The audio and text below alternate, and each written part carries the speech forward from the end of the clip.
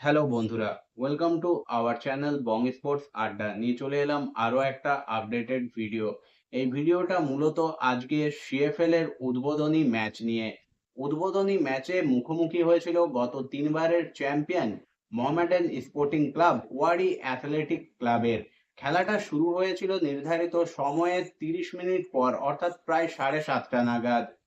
বর্ণাঢ্য সাংস্কৃতিক অনুষ্ঠান জিৎ গাঙ্গুলির গান ছিল আজকে সিএফএল এর উদ্বোধনী অনুষ্ঠানের অন্যতম আকর্ষণ। বলতে গেলে একটা দুর্দান্ত কিন্তু অনুষ্ঠানের মধ্য দিয়ে সূচনা হলো 2024 সালের কলকাতা ফুটবল লিগের।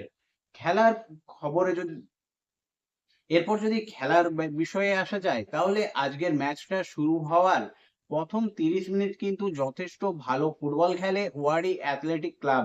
এই পর্বে তারা কিন্তু মোহামেডান স্পোর্টিং ক্লাবের তুলনায় বল পজিশনে এগিয়ে ছিল। যদিও 31 মিনিটের মাথায় সজল বাগের গোল এবং তারপর কিন্তু সারা মাঠ জুড়ে মোহামেডান স্পোর্টিং ক্লাবের ঝড়। 31 মিনিটে সজল বাগের গোলটাতেই মোহামেডান স্পোর্টিং ক্লাব কিন্তু তাদের খেই ধরে ফেলে। পাশাপাশি তারা কিন্তু গা ছাড়া দিয়ে উঠে মুহুর্মুহু আক্রমণ হানতে থাকে ওয়ারি অ্যাথলেটিক ক্লাবের বক্সে। যদিও প্রথমার্ধে আর কোনো গোল হয়নি, তাই গত তিনবারের চ্যাম্পিয়নরা 1-0 গোলে এগিয়ে থেকেই বিরতিতে যায়। বিরতিতে ফিরে এসে মোহামেডান স্পোর্টিং ক্লাব কিন্তু ওয়ারি অ্যাথলেটিক ক্লাবকে নিয়ে ছেলে খেলা করে। এই পর্বে মোহামেডান স্পোর্টিং ক্লাব 5টা গোল করে এবং 6-0 গোলের বড় ব্যবধানে উদ্বোধনী ম্যাচটা কিন্তু জিতে নিল সাদা কালো শিবির।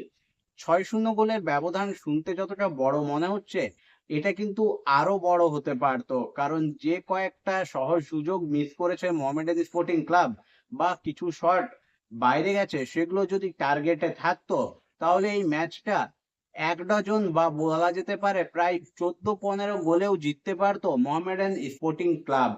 মোহামেডান স্পোর্টিং ক্লাব সারা ম্যাচ জুড়ে প্রায় 35খানা শট নিয়েছে ওয়ারি অ্যাথলেটিক ক্লাবের গোল লক্ষ্য করে।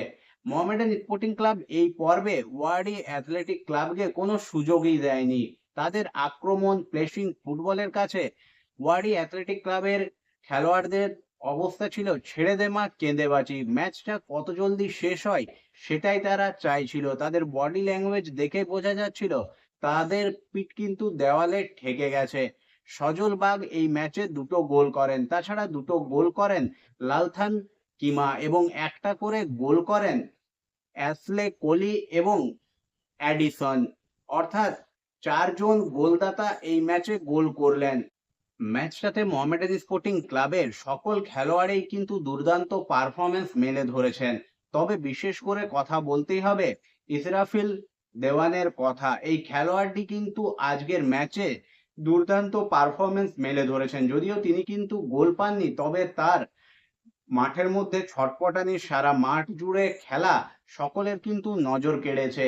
মোহামেডান স্পোর্টিং ক্লাব সিএফএল এর প্রথম ম্যাচটা যেভাবে সূচনা করলো, তাতে বাকি দলগুলোর কাছে তারা কিন্তু স্পষ্ট একটা বার্তা পাঠিয়ে দিল যে চ্যাম্পিয়নরা কিন্তু টানা চতুর্থবার চ্যাম্পিয়ন হওয়ার লক্ষ্যেই নামছে।